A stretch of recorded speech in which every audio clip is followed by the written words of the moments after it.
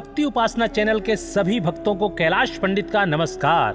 तो भक्तों, आरंभ करते हैं गणेश पुराण के प्रथम खंड का 9वां अध्याय। बोले गणेश जी महाराज की जय। तो कथा आरंभ करते हैं शिव पार्वती संवाद। शौनक बोले, हे सूत जी, हे प्रभु, आपने भगवान गणेश्वर के बड़े सुंदर सुंदर चरित्रों पर प्रकाश डाला है। वस्तुतः यह चरित्र सुनाने में आप ही समर्थ थे।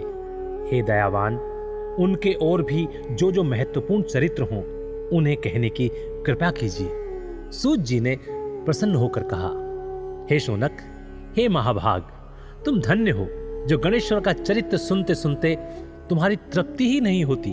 अब मैं तुम्हें इन्हीं से संबंधित एक अन्य कथा सुनाता हूं। एक बार नारद जी सत्यलोक में गए थे। वहां उन्होंने लोक पितामह ब्रह्मा जी से पूछा था कि हे प्रभु, सर्वसुलभ उपासना किस देवता की है, अधिक कठिनाई भी ना हो और अभिष्टों की भी प्राप्ति हो जाए। ब्रह्मा जी बोले, देवर्षि, तुम्हारे जैसे ही प्रश्न एक बार पार्वती जी ने शंकर भगवान से किए थे।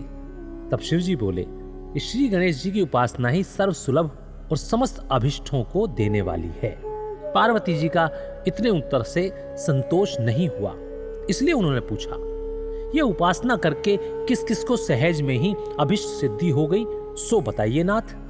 अगली कथा सुनाते हैं शिव द्वारा सुदामा के वैभव संपन्न होने का वर्ण। शिव जी बोले, हे प्रिय, द्वापर युग की बात है। सुदामा नामक एक अत्यंत दरिद्र, सदाचारी एवं विद्वान ब्राह्मण थे। वे आर्थिक संकट से बहुत ही दुखित रहते थे। एक दिन उनकी पत्नी ने उनसे निवेदन किया, प्राणनाथ, आप व्यर्थ ही इतना कष्ट क्यों उठा रहे हैं? भगवान त्रिलोकीनाथ आपके बाल मित्र हैं, आप उनके पास जाइए, वे प्रभु आपकी दरिद्रता अवश्य ही दूर कर देंगे।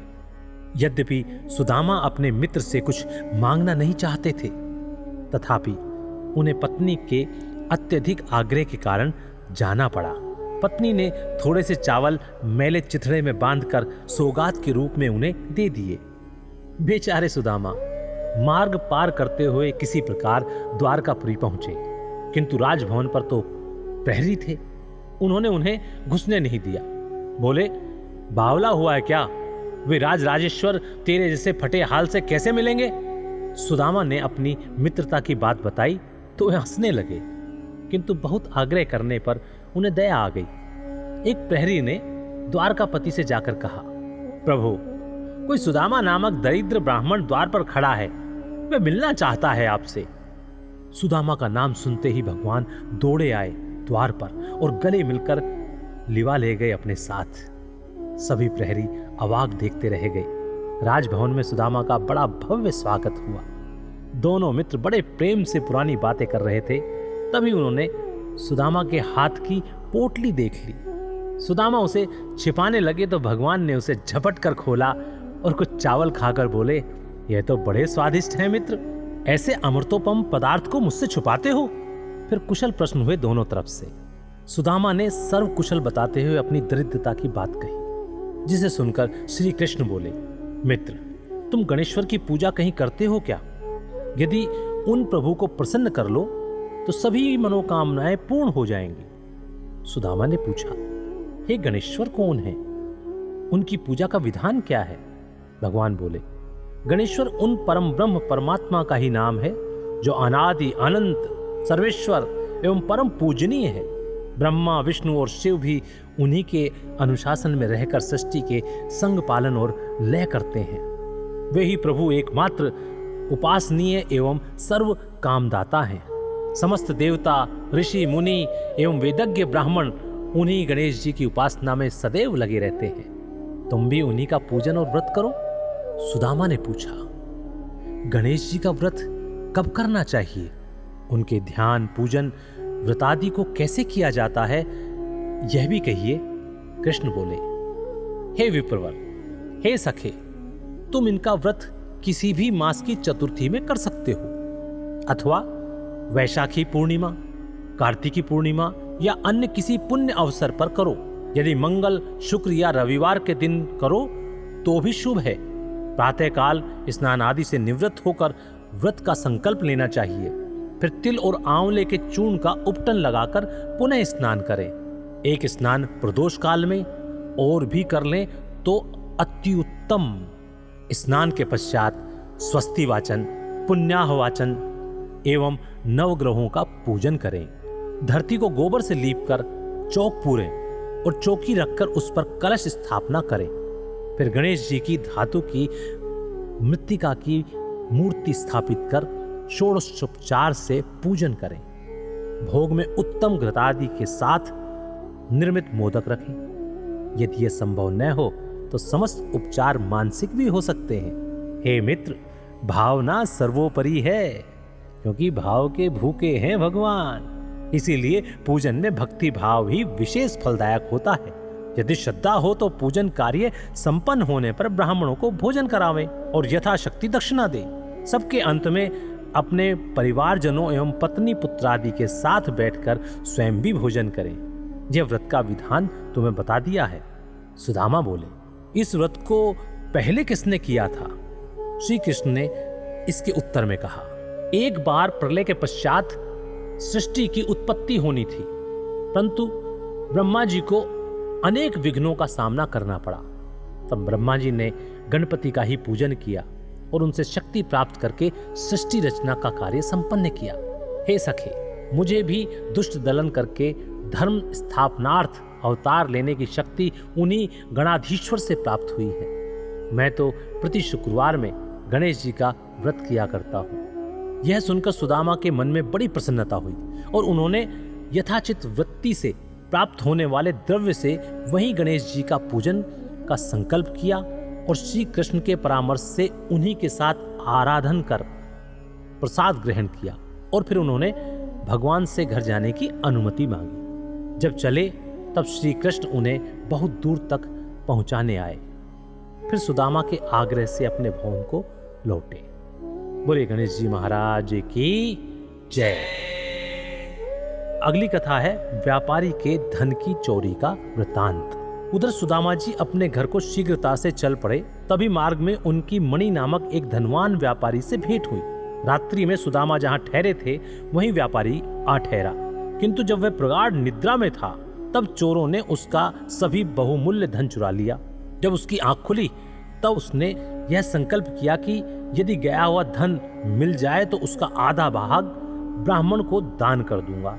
उसने ऐसा निश्चय किया ही था कि उसे एक संदूक कुछ ही दूरी पर पड़ा दिखाई दिया। दौड़कर उसने संदूक उठाया तो बहुत सारे रत्नादि से भरा हुआ था। उसने प्रसन्न होकर संदूक का आधा धन सुदामा को दान कर दिया। सुदामा को उससे बड़ी प्रसन्नता हुई और उन्होंने उस धनिक व्यापारी को भी साथ लेकर भगवान गणाध्यक्ष का वहीं पूजन किया। सायंकाल में जब पूजन कार्य संपन्न हो गया तब सुदामा को भगवान गणेश्वर के साक्षात दर्शन हुए। सुदामा ने भक्ति भाव पूर्वक उनके चरण पकड़ लिए और स्तवन करने लगे। उन्होंने प्रभु से निवेदन किया, हे दयानिधि, हे सत्य स्वरूप, परमात्मा ब्रह्म, आप परम दयालु और भक्त वत्सल हैं। हे नाथ, आपकी महिमा अपरंपार है, जिसे ब्रह्मा विष्णु और शिव भी नहीं जान पाते, तो मेरे जैसे तुच्छ जीव के तो कहने ही क्या है। हे प्रभु, आप सर्वशक्तिमान की स्तुति के लिए सार्थक शब्दों का भी तो मुझे ज्ञान नहीं है। हे दीन बंधु, मुझ पर दया कीजिए। आपको बारंबार नमस्कार है, नमस्कार है। श्री गणेश जी ने प्रसन्न होकर सुदामा के मस्तक पर अपना वरद हस्त फेरते हुए कहा, विप्रश्रेष्ठ, वर मांगो, मैं तुम पर प्रसन्न हूं। सुदामा ने हाथ जोड़कर कहा, करुणा सिंधु, जब आप सर्व ऐश्वर्य में की मुझ पर पूर्ण कृपा है तो फिर और क्या मांगू। हे नाथ, यदि आप प्रसन्न हैं तो मुझे अपनी अनन्य दृढ़ भक्ति प्रदान कीजिए। बस यही मेरे लिए अत्यंत श्रेष्ठ वर होगा। गणेश्वर एवमस्तु कहकर अंतर्ध्यान हो गए। उस समय वह धनिक भी वहां उपस्थित था। उसने सुदामा से गणेश जी के पूजन और महात्म्य संबंधित कुछ बातें पूछी और फिर उसने स्वयं भी श्री गजानन का व्रत करने का संकल्प लिया। बोले गणेश जी महाराज की जय। सुदामा पर भगवान गणाध्यक्ष की बड़ी महती कृपा हुई। सुदामा वहां से चलकर अपने घर पहुंचे तो यह देखकर अत्यंत विस्मय करने लगे कि वहां कहीं भी उनकी पर्णकुटी नहीं है, वरन एक अत्यंत वैभवशाली भवन खड़ा है जो वहां कभी नहीं था। सुदामा सोचने लगे कि यह क्या हुआ, क्या किसी ने मेरी कुटी तुड़वाकर यहां अपना महल बनवा लिया, और यदि ऐसा है तो मेरी पत्नी कहां गई। सुदामा इस प्रकार चिंता में पड़े थे, तभी उनकी पत्नी ने भवन के भीतर से उन्हें देख लिया और सेवकों को उन्हें बुला लाने की आज्ञा दी। जब सुदामा भीतर गए तो उनकी पत्नी ने कहा, हे नाथ, रात में मैं अपनी पर्णकुटी में सोई थी और प्रातः आंख खुलने पर अपने को इस राजसी भवन में पाया। मुझे आश्चर्य है कि यह सब क्या हो गया। यह इतने दास दासी भी न जाने कहां से आ गए। तब सुदामा ने भगवान गणेश जी के प्रसन्न होने का समस्त वृतांत आधोपांत सुना दिया। फिर तो वे प्रति मास गणेश जी का पूजन करने लगे तथा यहाँ सर्व सुख भोग कर अंत में गणेश लोक को प्राप्त हुए। बोले गणेश जी महाराज की जय। अगली कथा है वैश्य को चोरों से धन की पुनः प्राप्ति। शौनक बोले, हे प्रभु, यह तो आपने बड़ा सुंदर वृतांत सुनाया। अब यह बताने की कृपा करें कि उस वणिक व्यवसायी ने घर जाकर क्या किया तथा उसे जो रत्नों से भरा संदूक मिला था वह किसका था तथा सहसा कहां से आ गया। मेरी यह जिज्ञासा शांत करने की कृपा कीजिए। सूत जी ने कहा, शौनक, तुमने अच्छा प्रश्न किया है। उस धनिक को जो रत्नादि धनों से भरा हुआ संदूक मिला था वह भगवान विघ्नराज की कृपा ही थी। उन्होंने सुदामा को धन प्राप्त कराने के लिए ही वह धन वहां सहसा उत्पन्न करा दिया था। अब उस वैश्य का वृतांत सुनो। वह कच्छभुज नामक नगर का निवासी था और व्यापार के उद्देश्य से ही प्रदेश में गया था। उसने अपने नगर में लौटकर भगवान विघ्नराज का पूजनोत्सव बड़े समारोह के साथ किया, जिसमें नगर के प्रतिष्ठित व्यापारी, अधिकारी एवं उसके बहुत से बांधव्य आमंत्रित किए थे। अनेकों वेदज्ञ ब्राह्मणों ने उस पूजन कर्म में योग दिया। उस धनिक ने ब्राह्मण भोजन करा के प्रचुर धन दान दक्षिणा में दिया। वैश्य के एक परम मित्र थे राजा के प्रधान अमात्य चित्रबाहु। वे भी प्रसाद ग्रहणार्थ बुलाने गए थे। प्रसाद ग्रहण के बाद चित्रबाहु के द्वारा यात्रा के कुशलता से पूर्ण होने की बात पूछने पर उसने धन के चोरी जाने और प्रभु कृपा से अन्य रत्न राशि प्राप्त होने की बात सुनाई। इसके पश्चात उत्सव का आयोजन संपन्न हुआ। एक दिन कुछ लोग चित्रबाहु के पास जाकर विक्रयार्थ रत्नादि दिखाने लगे तो चित्रबाहु ने रत्नों के असली होने की परीक्षा के लिए अपने मित्र वैश्य को बुलाया। उसने रत्नों को देखकर पहचान लिया कि यह वही रत्न है जो मेरे पास से चोरी गए थे, और यह बात उसने सबके सामने चित्रबाहु से कह दी। तब चित्रबाहु ने रत्न लाने वालों से कहा कि बताओ, तुम्हें यह रत्न कहां से प्राप्त हुए। पहले तो उन्होंने उल्टी सीधी बातें बनाई, किंतु जब उन्होंने चित्रबाहु के आदेश पर अपने को राज सैनिक से घिरा पाया तो रोते हुए बोले, प्रधान जी, हमारा अपराध क्षमा कर दें, तो हम अभी सब बातें बताते हैं। चित्रबाहु ने कहा कि सत्य कहोगे तो क्षमा कर दिए जाओगे। तब उन्होंने स्वीकार कर लिया कि मार्ग में उस वैश्य से ही यह धन चुराया था। इसके पश्चात उन्होंने वह धन वैश्य को लौटा दिया।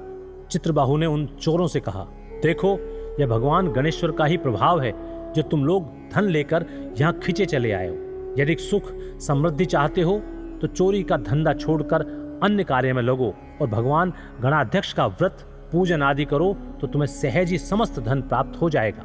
यह सुनकर चोरों ने भविष्य में चोरी न करने की प्रतिज्ञा की और संकल्प किया कि हम उन्हीं विनायक की आराधना करते हुए धर्म पूर्वक जीवन व्यापन करेंगे। इस प्रकार वे चोर सदाचारी बनकर भगवान गणेश्वर की आराधना करने लगे, जिससे उन्हें सर्व सुखों की प्राप्ति हुई। वह वैश्य भी चोरी का धन वापस लौट आने पर अत्यंत प्रसन्न हुआ और गणेश्वर की पूजा करने लगा। बोले गणेश जी महाराज की जय। अगली कथा है चित्रबाहु पर भगवान विनायक की कृपा। सूत जी बोले, हे शौनक, चित्रबाहु ने गणेश व्रत का दृढ़ संकल्प लिया, किंतु बाद में पुत्र प्राप्ति होने पर अपने संकल्प को भूल गया। इस कारण उस पर संकट के मेघ मंडराने लगे और एक दिन सहसा राजा ने किसी कारण कुपित होकर उसका सर्वस्व छीन लिया और देश निकाला दे दिया। इस कारण उनके पास जीवन व्यापन का भी कोई साधन नहीं रहा। जब भूखों मरने की नौबत आ गई तो नर्मदा तट पर भीख मांगने लगा। तभी एक दिन उसने शुक्रदेव जी का आश्रम देखा तो भीतर जाकर महर्षि को प्रणाम कर बैठ गया। महर्षि ने पूछा, तुम कौन हो, कहां से आए हो, क्या प्रयोजन है तुम्हारा? यह सुनकर चित्रबाहु ने अपना समस्त वृतांत निवेदन किया और अपने संकट से मुक्त होने का उपाय पूछा। महर्षि ने कुछ देर ध्यान लगाने के बाद कहा, वत्स, तुमने पुत्र प्राप्ति के लिए भगवान विनायक के व्रत का संकल्प किया था, जिसे पुत्र उत्पन्न होने पर तुम भूल गए। इसी कारण तुम्हें यह घोर कष्ट भोगना पड़ रहा है। इस स्थिति में छुटकारा पाने के लिए उन्हीं भगवान विनायक का व्रत और पूजन करो, फिर तुम्हें कोई कष्ट नहीं होगा और तुम अपने पूर्व को भी पालोगे।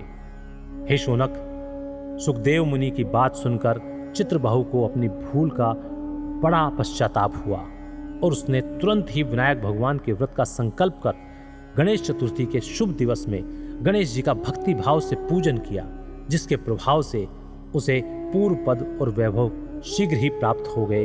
बोले गणेश जी महाराज की जय। इति श्री गणेश पुराण प्रथम खंड 9वां अध्याय।